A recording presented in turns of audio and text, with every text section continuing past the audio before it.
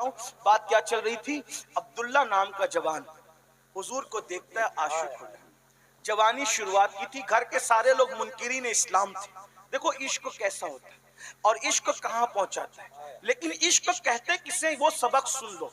हालांकि मुझे भी इश्क के बारे में बहुत मालूमात नहीं है, लेकिन बुजुर्गों जो सुना है वो सुन लो। अल्लाह करे किसी के दिल में बात उतरे, आशिक बन जाओ। आपका भी बेड़ा पार, मेरा भी।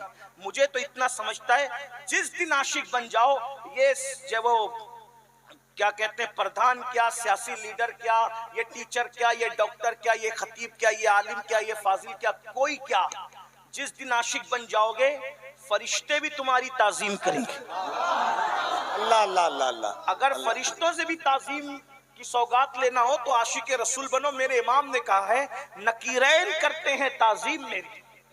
तवज्जो, नकीरैन, नकीरैन कहते हैं वो फरिश्तों को जो कब्र में सवाल करने आते हैं, क्या कहते हैं, नकीरैन करते हैं ताजीम मेरी। या रसूल अल्लाह, फिदा हो के तुझ पे ये इज्जत मिली। आपकी जब से मैं आप पे फिदा हो गया, तो फरिश्ते, जब फरिश्ते ताजीम करें तो कौन ताजीम नहीं करेगा।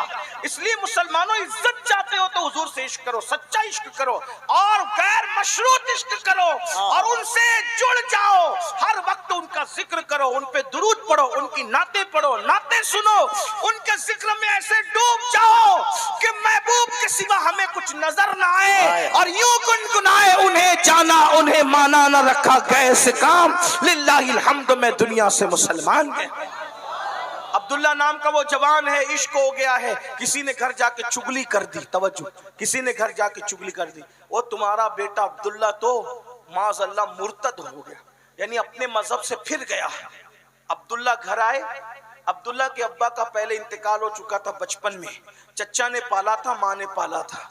चचा ने कहा, अब्दुल्ला मैंने सुना है कि तू मोहम्मद का दीन कबूल करके मुर्तद हो गया।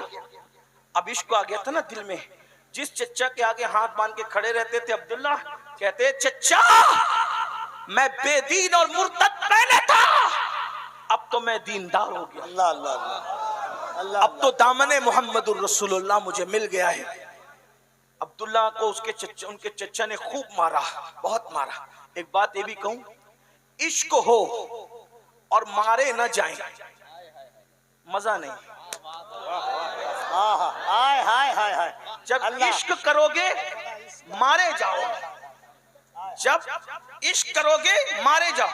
और इश्क में मार खाने का मजा भी अलग है, वो आपको नहीं समझ में, वो आपको नहीं समझ में आएगा। वो बिलाल से पूछो, उवैस से जानो, खुबैब से समझो।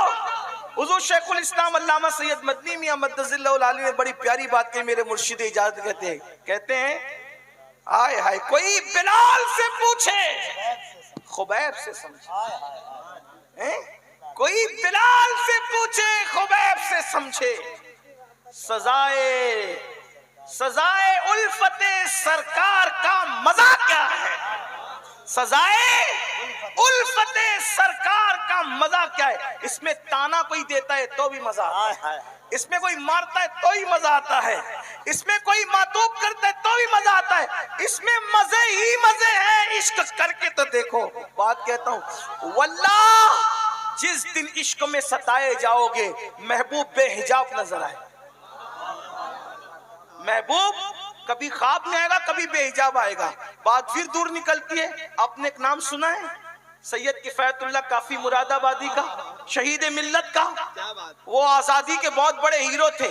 जब उनको मुरादाबाद की जेल में रखा गया, काफी मुरादाबादी को, तो उन लोगों ने कहा कि काफी ने जो है वो अंग्रेजों के खिलाफ बात की, उसको फांसी देंगे। काफी ने कहा ठीक है, दे दो दे दो। अच्छा, आप कहेंगे ये मौत को इतना ऐसा हल्का क्यों समझते हैं? हल्का नहीं समझते, महबूब समझते। मौत मांगते नहीं और आती है तो दूर नहीं भागते। क्यों? अगर आशिक हो जाओ ना, आशिक को मदीने जाने में उतनी खुशी नहीं होती जितना मर जाने में खुशी होती है। क्यों? मदीने जाओ तो गुंबद नजर आता है, मर जाओ तो गुंबद वाला। हाय हाय हाय हाय हाय हाय हाय हाय। अल्लाह अल्लाह अल्लाह अल्लाह। मर जाओ। नारे तकबीर, नारे रिसालत। हजरत अल्लामा सैफुल्लाह आलिमी साहब किबला, पैगाम हक कॉन्फ्रेंस। इसलिए अकरम सल्लल्लाहु अलैहि वसल्लम से इश्क करो, उसका मजा कुछ और।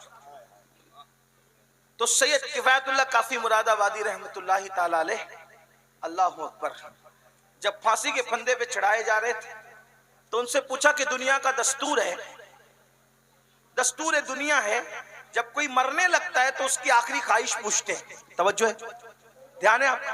आखिरी ऐ काफी, तुम्हारी आखिरी ख्वाहिश क्या है? काफी कहते हैं पूरी जिंदगी नात पढ़ता रहा, नात लिखता रहा, सोचता हूं दुनिया से जाते जाते एक नात का और इजाफा कर जाऊं। हालांकि शायर लोग उलमा मौजूद हैं, उलमा भी है, शोरा भी हैं। अगर बच्चा भी रो रहा हो तो उस वक्त भी दिमाग से मजामीन निकल जाते हैं। अच्छा कलाम नहीं लिख पाता आदमी जो है वो हुलपाड़ के अंदर और हंगामे के अंदर, लेकिन आशिकों को तो फिर जलवतों में खलवत नसीब होती है ना। हाँ, उनका जिस्म जलवतों में होता है, दिल यार से लगा हुआ होता है। तो काफी ने कहा था एक नात लिखने दो, मैं नात लिखना चाहता हूँ। और शहीद मिल्लत काफी मुरादाबादी ने बड़ा खूबसूरत कलाम लिखा जो आजकल बहुत पढ़ा जाता है, कोई गुल बाकी रहेगा ना चमन रह जाएगा, पर रसूलुल्लाह का दीने हसन रह जाएगा। अतलसो कम ख्वाब की पोशाक पे नाजा न हो, इस तने बेजान पर खाकी कफन रह जाएगा। हम सफीरो बाग में है कोई दम का चहचहा, बुलबुले उड़ जाएगी सूना चमन रह जाएगा। जो पड़ेगा साहिबे लौलाक के ऊपर दुरूद, आग से महफूज उसका तन बदन रह जाएगा। और नामे शाहाने जहां मिट जाएंगे लेकिन यहाँ, नामे शाहाने जहां मिट जाएंगे लेकिन यहाँ, नामे शाहाने जहां मिट जाएंगे लेकिन यहाँ, हश्र तक नामो निशाने पंजतन रह जाएगा, हश्र तक नामो निशाने पंजतन रह जाएगा और सब फना हो जाएंगे। काफी वो लेकिन हश्र तक नाते हजरत का जबानों पर सुखन रह जाएगा।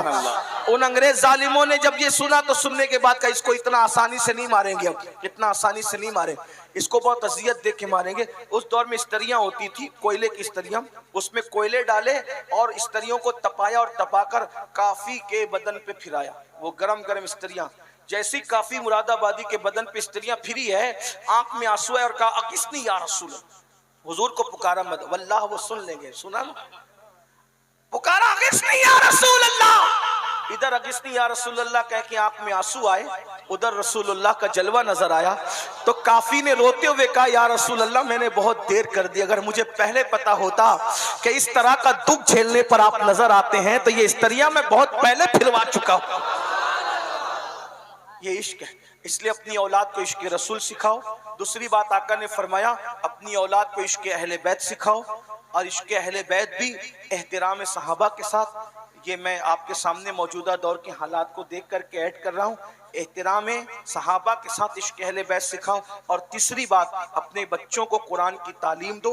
अगर ये तीन बातें आपने अपने बच्चों को सिखा दी, आपका बच्चा इंशाल्लाह नहीं बिगड़ेगा। लेकिन इतना बड़ा मजमा बैठा है, इसमें 80% लोग होंगे इल्ला माशाल्लाह कि उन्हें कुरान देखकर भी पढ़ना नहीं आता होगा। सोचो, हमारे बुजुर्गों ने, सूफिया ने कहा, जो कुरान पढ़ना नहीं सीखेगा जब कयामत के दिन वो उठेगा तो अंधा उठेगा। कम से कम खुद भी कुरान सीखो, अपने बच्चों को भी कुरान सिखाओ। बहनों से कहता हूँ वो भी कुरान सीखे, अपने बच्चों को कुरान सिखाएं। तीन बातें, इश्क रसूल, इश्क अहलुल बैत और कुरान मुकद्दस की तालीम।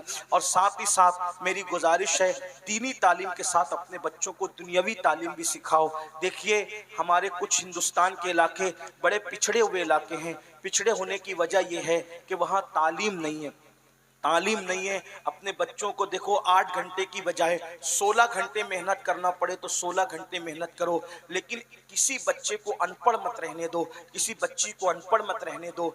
10वीं 12वीं IAS IPS doctor engineer teacher आला से आला डिग्रियां अपने बच्चों को दिलाओ, इसलिए कि इसी में आपके लिए, हमारे लिए आफियत और इज्जत है। अगर ज़माने के साथ चलना है, तालीम पे मेहनत करनी पड़ेगी। अपने खर्चों को कम करो, अपने अखराजात को कम करो और तालीम को प्रायोरिटी देने की कोशिश करो। तालीम को अहमियत दो। देखो, आप में के बहुत सारे लोग दिल्ली में काम करते होंगे, कलकत्ता में काम करते होंगे, सऊदी में काम करते होंगे, मुंबई में काम करते होंगे, इसी तरह दुबई में काम करते होंगे, अलग अलग मुल्कों में।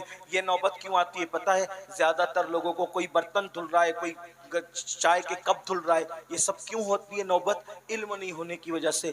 तालीम हासिल करो, तालीम हासिल करोगे तो लोगों की ज़रूरत बनोगे, लोगों पे बोझ मत बनो, लोगों की ज़रूरत बनो। पैसों को ज़ाय मत करो, फजूल खर्ची मत करो, बल्कि पैसे बचा कर। बहनों से भी कहता हूँ कि अपने बच्चों को पढ़ाने के लिए जितनी तकलीफ उठानी पड़े उठाओ।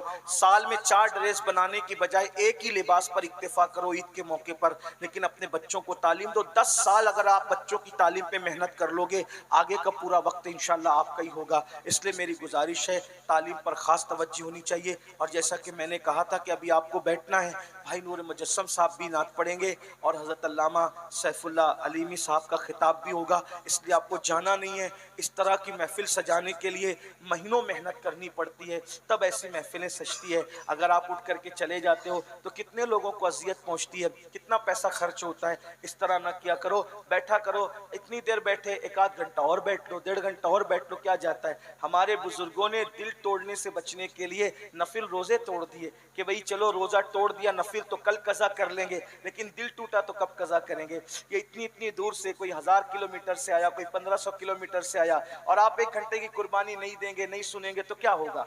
तो इसलिए मेरी गुजारिश आप सबसे सुने। मैं रुकता, मैं खुद भी बैठता, लेकिन चूंकि हमें जब वो मौलाना की 6:25 की फ्लाइट है, मेरी 6:40 की है और कलकत्ता पहुंचना है, इसलिए हम आपसे इजाजत लेते हैं। सब यहीं बैठे रहेंगे, कोई किसी दौड़ भाग नहीं करेगा, मिलने की कोशिश नहीं करेगा।